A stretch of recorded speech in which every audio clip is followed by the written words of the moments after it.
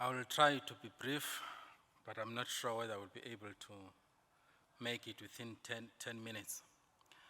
But before Program Director, I go straight to what I was mandated to. I want just to touch base on our problem statement within the industry. But even there, I will try to be as brief as possible. In our industry in South Africa, more especially the music industry, there is no collaboration. When I'm talking about cooperation, we can't work together. Even the organized formation which we have right now, we can't work together. And it doesn't end there. Even in our government, you will notice that we're pushed in a corner where they called us who are arts and culture, who are within that department.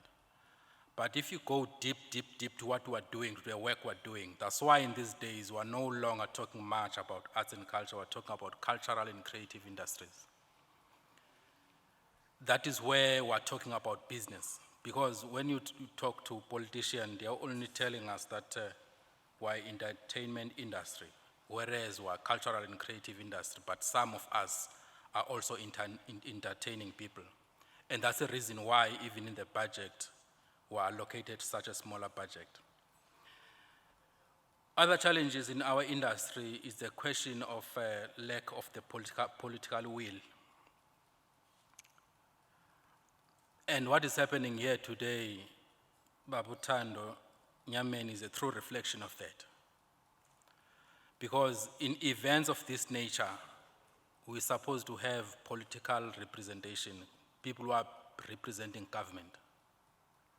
Maybe you'll correct me, I don't know who's representing the eThekwini municipality. I don't know who's representing Department of Arts and Culture in the province. I don't know who's here who's presenting the Department of Economic Development. If they are not here, that means there is no political will. We need to deal with that as well and see how are we going to rectify that. And secondly, where we're based, we're under Department of Corporate Governance and Traditional Affairs, which is COCTA, local government. If in the policies of local government were called unfunded mandate, that means we are facing such a huge problem. Because that's where we are. All these sectors or subsectors are based within local government. But if the very same local government is treating us an unfunded mandate, we've got a huge problem. We can fight with the Department of Arts and Culture day and night. We won't see a change, we won't see an improvement. Until such time we press the right button. I still think, I'm convinced that we're backing a wrong tree. But another thing where we're lacking is that Andrew Leroux, he will recall, we're working day and night from 2013, 2014, until 2015. We're serving in the interim committee to establish the industry federation at that time for a period of 3 years. Eventually, 2015, we founded the organization called Cultural and Creative Industry Federation, CIFSA. And one of the key mandates of CIFSA was to make sure that there are regulations, policies of government which are favoring the industry. Unfortunately, till today, the vehicle we built, Babu Andrew, is not moving with the pace we're expecting to move it. Is not well established as we envisaged during those 3 years. So that is setting a pattern within the industry. As a result, we will notice that our current policies of government, which I'm going to touch to some of them, they are not assisting us at all within the industry. Another area where we're lacking in, our artists, top artists in South Africa, some of them are managed by their children. If you are a wife, you are managed by your husband. But the question is, where are we going to take the craft of those artists too. If we are going to appoint people who doesn't know about music industry to manage an artist. You know, I worked with artists since 1981. The artists, they are good to what they know better. That means they need somebody else to do other things. We need professional people to manage our artists. To manage an artist is not about controlling the booking of the artist. It is about management of the life of that particular individual. I'm talking about life. In Ladysmith Black Mambazo, we introduced a policy where we said, if you are drinking in this group, you don't belong here. Maybe in 10 years' time, we're going to allow those who can drink. But for now, because we're still at the foundation, we're building this band, let us make things according to the way they are supposed to be. There must be law somewhere, somehow. That's why today, some of our structures, they are only being managed by constitution. They doesn't have policies. Then we expect government to give us proper policies, whereas even our structures are not properly managed. But I'll try to move as fast as possible, going back to these regulatory agencies. We only have one regulatory agency in South Africa, which is the Company and Intellectual Property Commission, CIPC, within the DTI. But unfortunately, Program Director, the very same commission I'm referring to, is only regulating collecting societies through the Copyright Act, which now we're dealing with as a Copyright Amendment Bill. They are only regulating collecting society. And if you look at the entire music industry in the value chain, we have a number of role players. If they are not regulated, do you think we're going to expect good result in the industry? The answer is no, because that means we are not regulated. So these leaders who are here today and those who are not here, we need to work together and make sure that our industry is in order in terms of is properly regulated. But before I go down, I'll propose what I'm envisaging in terms of those regulations. But let me go back to government policies. And I'm happy ubaba umhlanganisi ukhona la. Because we started this program, got DTI, then they took him, but break DTI into two, kwazalo small business. Then we lost the track. The Copyright Amendment Bill, I'm not gonna dwell on it, but there are critical issues with that bill. I'm not gonna dwell with it today, unfortunately. But what I'm happy about is that since we're presenting to government to say this type of a bill is not talking to us, at the end of the day, we agreed with them. The very same piece of legislation, together with the Performance Protection Amendment Bill, is taken back to NCOP. The NCOP refers these two pieces of legislation to provincial legislatures. We're just waiting for KZN so that we can be given the dates when the artists are gonna be given opportunity to contribute in those two pieces of legislation. And I believe in the Western Cape, Northern Cape, and Gauteng, those three provinces are dealing with them right now. But in other provinces, we're still waiting for their dates. It makes things much more easier because we're saying, if you are taking this bill as a national bill, you are taking it wrong. Because most of the beneficiaries and the people who are supposed to be protected by these two pieces of legislation are based at the local government level. So that's why now it is NCOP. So I urge with all of you, if you don't have information, contact us, we'll send you those documents, those draft bills, so that you can contribute before the cutoff date. I think we still have enough time so that we can contribute what exactly we want, more especially with Performance and Protection Amendment Bill. We need to contribute in that piece of legislation. Then there was what we called a white paper on arts and culture and heritage, a revised white paper in 1996. It was referred to Parliament, but I don't know, maybe Babu Mhlanganisi will assist us, because we were told that it was passed in Parliament, but till today, Department of Arts and Culture never presented the final copy to us, so that we can make use of it.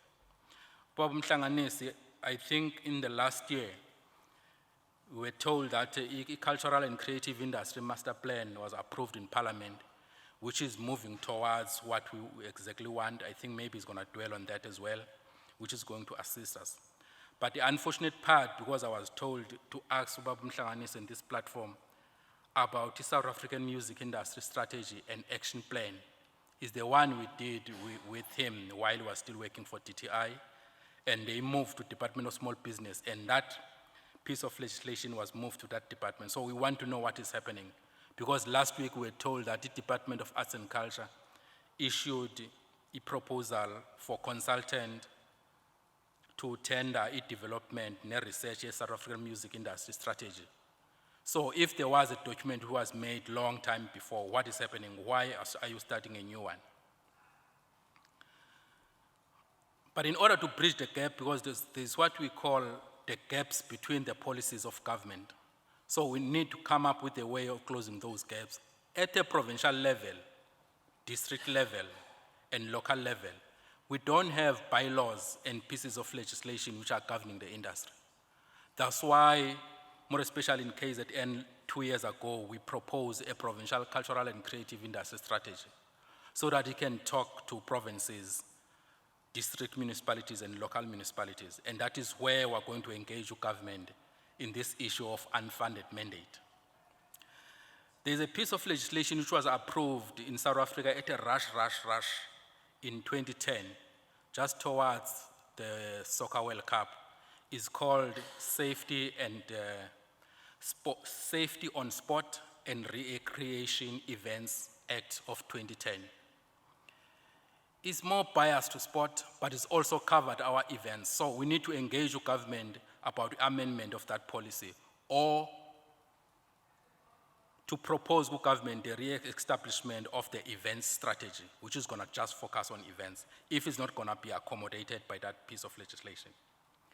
3 years ago, in 2019, we proposed to the Office of the President the establishment of the Provincial Cultural and Creative Industry Tax Team. It was only last week when I received the correspondence as the Secretary of South African Music Industry Council that the President's office is considering that. The reason why we raised that, we wanted to make sure, because our industry is cutting across. It's not only with arts and culture, it's with DTI, it's with small business, with tourism, it's with COCTA. So by establishing a tax team at the presidential office to coordinate a cooperation and a transformation in the industry, that is going to assist us a lot. So I'm happy by that directive. As a result, as we're working with the premiers as from last week, we're engaging them for them to establish Premier Cultural and Creative Industry Tax Team as well. So we hope that is going to take shape as well. And before I conclude, and I think Ubaba Mhlanganisi is going to assist us, another thing we need to consider as a music industry in order to grow our industry is to consider a program, Yama Cooperative.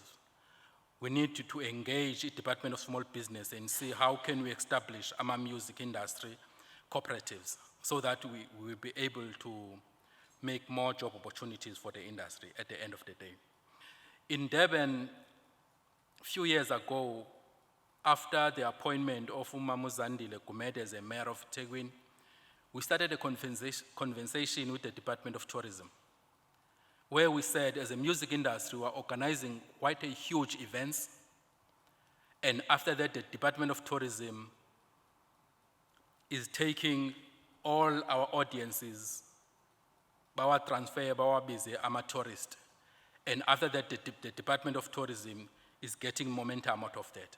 As a result, when we started engaging the industry stakeholders within the tourism, they did agree that they need to pay a certain levy to the music industry.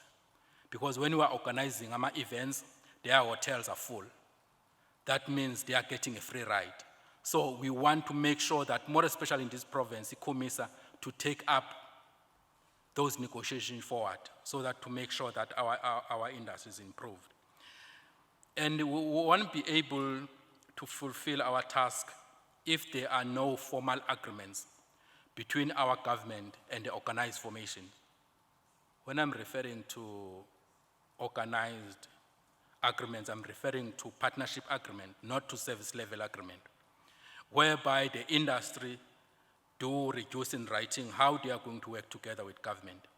And also the industry, we need to come up as well with partnership agreement with conferences organizers. Right now, we've got two top conference organizers, which is Mshito and Imbizo. It is critical when we're having discussions in those conferences, let us take those resolutions and refer them to organized formation so that they can be implemented. So that's why we need to make sure that we're engaging both organizers so that we're working together with them. Same things applies even to collecting societies. We need to have some agreements of some sorts because there's outcry out there, more especially from the artists, that they are not getting these royalties which are collected. So nobody's gonna sort out our industry. It is us, ourselves. So we need to work together on that one to make sure that our industry is in a top position. And our government is not treating us equally. I still believe even today, those of us who are in film were treated much more better than others. The film industry is treated with the gloves.